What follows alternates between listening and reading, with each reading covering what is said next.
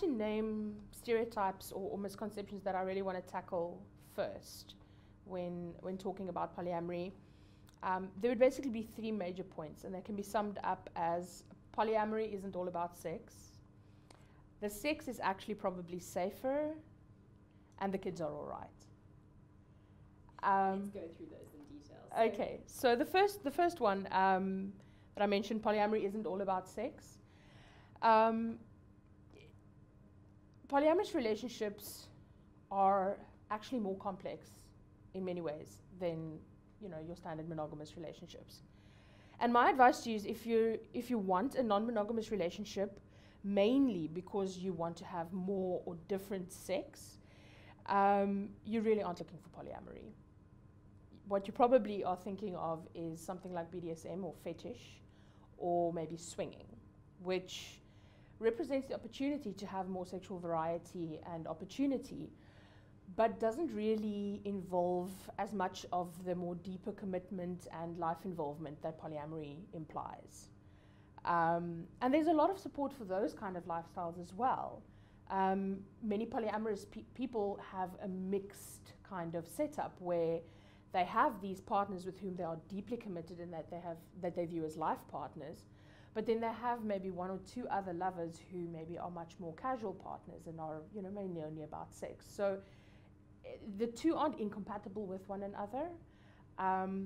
But if somebody comes to you and says, you know, I am polyamorous, you need to realize that for them it's going to be very uncomfortable to not go, you know, into a deeper relationship with you.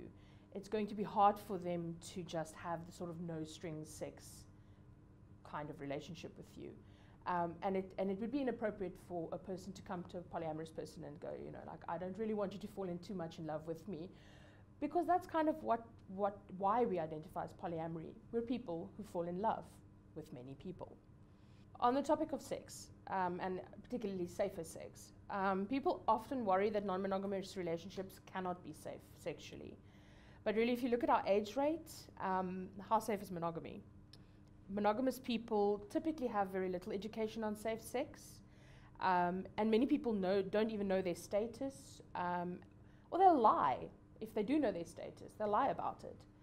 And it's because there's such a strong taboo about non-monogamy in the monogamous community. If you even think about it or talk about it, clearly you must be, you know, something is wrong with you.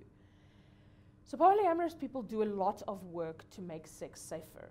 The leadership of our communities work very hard to educate people about all the STDs, not just AIDS, and how to prevent infections. And we help our members find places to test affordably and to post, you know, we post a lot of articles on how to discuss safer sex with our partners and how to stay safe. And the result is that we probably actually have better sexual health outcomes in the polyamorous community than in the general population. I really strongly feel that there's evidence that the kids are okay. Polyamorous children don't really face any worse outcomes than the children raised in monogamous families. I think the assumption very often is that because their parents have a sort of non-standard relationship, that there's going to be some kind of irregularity in the way that their parents parent these children. And that this probably represents some kind of danger to the children. But if you look at the fact that we already have structures in which children are raised in sort of communal or mixed families,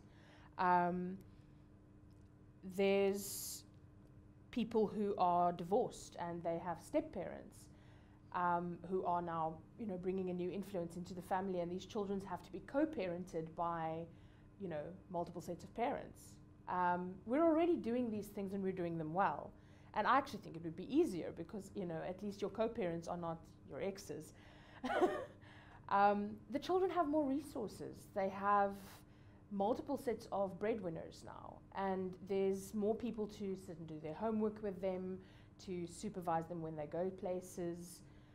It's actually, in my opinion, a more secure environment for a child. And there's some research coming out, particularly out of American polyamorous families, that have started to show that in the same way that, you know, people raised by gay and lesbian parents show no different outcomes or worse outcomes than, you know, straight parents, polyamorous children likewise are not being damaged by their parents' polyamory. We love our kids too. We don't do anything in front of our children that would, you know, have a social worker raising their eyebrows. When you are the biological or adoptive parent of a child, you would be considered sort of the primary parental provider for that child. But the moment that another adult is involved in raising the child, that person would be known as a co-parent.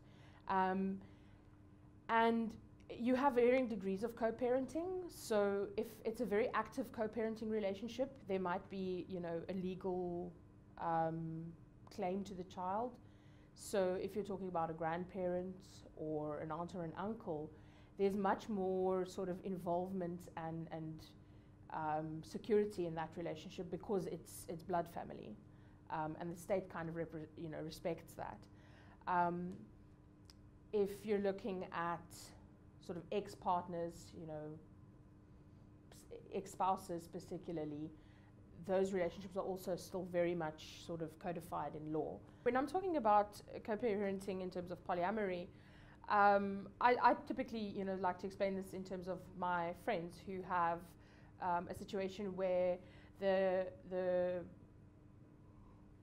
main, like the primary parents of the two children live on the ground floor of a house, and the couple's other partners share a flat at the top floor of their house. And primarily the children are mainly exposed to their primary caregivers, and that's the people who are responsible for disciplining children and making sure they get to school every day and that kind of stuff. But from time to time, you know, mom's running late, she's not home yet, she'll, you know, make a quick SMS to the partners upstairs and go like, can one of you guys go and pick the kids up from school? Or would somebody maybe, you know, get dinner started because I'm going to be late? And in that way, they kind of, the children are still primarily parented by their biological or their adoptive parents, but they're not necessarily unduly influenced by additional people. They just have more support.